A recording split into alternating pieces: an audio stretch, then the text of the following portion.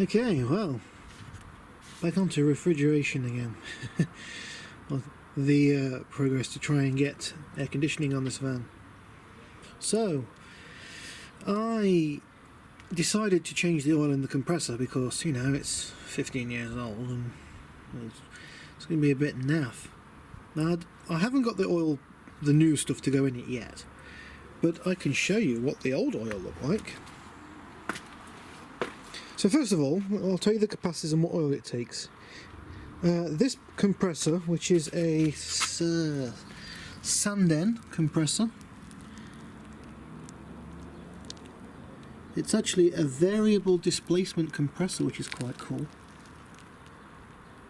It takes SP10 oil, or the equivalent is PAG46.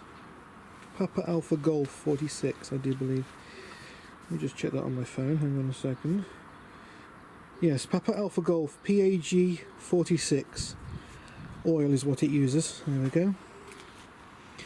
And this is what it looked like.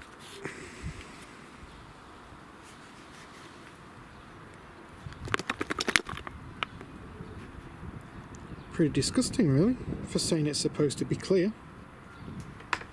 Move out the way of the wind.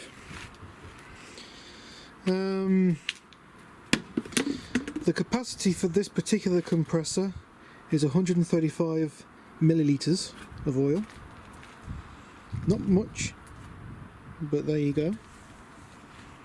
And I do believe that with this particular compressor as well, you can drain your oil out if you so desire, and you can add it in with your refrigerant through your suction line.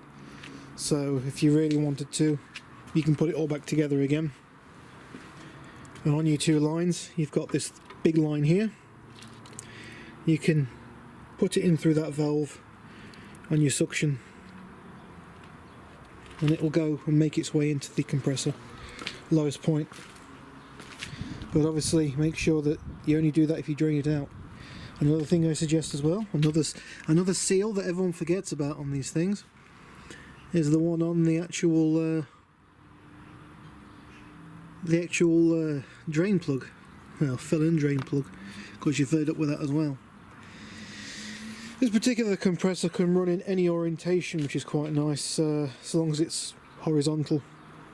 So it can run, you know, 360 degrees, so long as it remains horizontal. So you can mount this anyway. Obviously not upright on its end or anything like that. It's got to remain level. Pretty cool bit of kit. I'm actually looking forward to having this thing on the van. It'd be very nice if I can manipulate the variable displacement.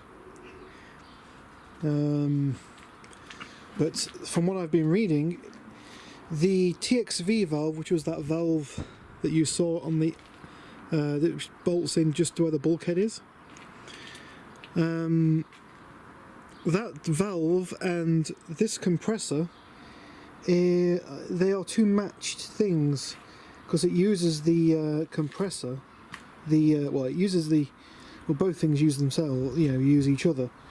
The compressor and the TXV valve work in tune with each other to give the most optimal results. Rather than keep cycling the compressor on and off to stop freezing up, it just varies the displacement of the compressor and the using the pressure that the TXV valve, how can you say, generates, I guess. Quite clever stuff, really nice. I've already mounted the compressor once, just see how it all fits. While I've got all the front off, it's very easy to do. It's actually not a bad job to do just from underneath the van. You do, and you will, you'll have a little idler pulley just here. You just have to take that guy off, you don't need that anymore. You can leave the little thing in, that's not needed. You can store it off if you want to. I just leave it there, you never know, might want to mount something else to it in the future. You won't be using that guy anymore. He's done his job for however long he's been on the van for, and he can take a break now. I'll chuck him in my parts bin, you never know, I might need a nice little roller.